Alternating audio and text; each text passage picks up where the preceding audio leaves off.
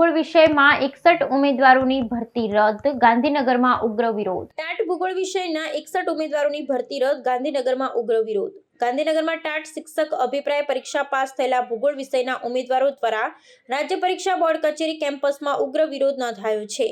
TAT pass 61 ઉમેદવારોની ભરતી રદ કરવામાં આવતા આ ઉમેદવારોમાં ભારે રોષ ફાટી નીકળ્યો છે. રાજ્ય પરીક્ષા બોર્ડે ભૂગોળ વિષયના પેપર 2 ને રદ કરી દેતા આ ઉમેદવારોની ભરતી પ્રક્રિયા અટકી પડી છે, જેને કારણે તેઓ રજળી પડ્યા છે. વિરોધ કરતી વખતે ઉમેદવારોનું કહેવું છે કે હાઈકોર્ટે રાજ્ય પરીક્ષા બોર્ડે નોટિસ પાઠવી હોવા છતાં હજુ સુધી સરકારે કોઈ જવાબ રજૂ કર્યો નથી. ઉમેદવારોની માંગ છે કે રાજ્ય પરીક્ષા બોર્ડ હાઈકોર્ટમાં યોગ્ય જવાબ રજૂ કરે ને તેમને ન્યાય મળે. ઉમેદવારોના પ્રતિનિધિએ જણાવ્યું હતું કે આ નિર્ણયથી તેમના ભવિષ્ય પર અંધારું છવાઈ ગયું છે.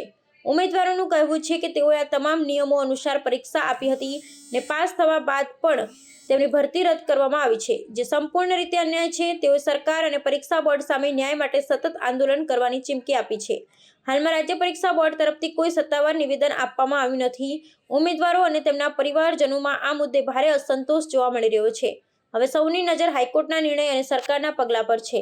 અમારી એક જ મુખ્ય માંગણી હતી કે રાજ્ય પરીક્ષા બોર્ડ દ્વારા જે નાપાસ થયેલા ઉમેદવારોની માંગણી સાંભળી અને જે ભૂગોળ વિષયનું મુખ્ય પેપર જે હતું તે રદ કરી નાખવામાં આવેલું, જેથી કરીને એમાં 61 જેટલા ઉમેદવારો છે તે ચાલુ ભરતી પ્રક્રિયામાંથી અત્યારે બાકાત થઈ ગયેલા છે.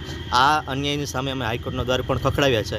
હાઈકોર્ટ દ્વારા એસબી એટલે રાજ્ય પરીક્ષા બોર્ડને એક નોટિસ પણ પાઠવવામાં આવેલી છે, પરંતુ છેલ્લા 4-5 મહિનાથી રાજ્ય પરીક્ષા બોર્ડ દ્વારા આનો કોઈ પણ પ્રકારનો પ્રત્યુત્તર આપવામાં આવતો નથી, જેથી કરીને અમારી ન્યાયની પ્રક્રિયા ખોરવાઈ છે અને અમને કોર્ટની નવી મુદતો મળ્યા કરે છે અને અત્યારે અમે ભરતીમાંથી બાકાત થઈ ગયેલા છે. ભૂગોળનું પેપર એટલા માટે રદ કરી દેવામાં આવ્યું કારણ કે નપાસ થયેલા ઉમેદવારની એવી માંગ હતી કે જે પેપર હતું તે સિલેબસ 12નું હતું અને કમિટીનો એવો રિપોર્ટ મળ્યો કે થોડા માર્ક્સનું હતું તે 12નું પણ આવેલું હતું, પરંતુ એક જ પક્ષને ધ્યાનમાં રાખીને, નપાસ થયેલા ઉમેદવારોને ધ્યાનમાં રાખીને આ સંપૂર્ણ પેપર હતું તે રદ કરી નાખવામાં આવેલું. અને જ્યારે નપાસ થયેલા ઉમેદવારોની સંખ્યા ફક્ત 16 હતી, એની સામે 61 જેટલા ઉમેદવારો જે પાસ હતા એના પક્ષે કોઈ પણ ધ્યાન ન રાખવામાં આવેલું અને સમગ્ર ભરતી પ્રક્રિયા સ્થગિત કરી દેવામાં આવી છે.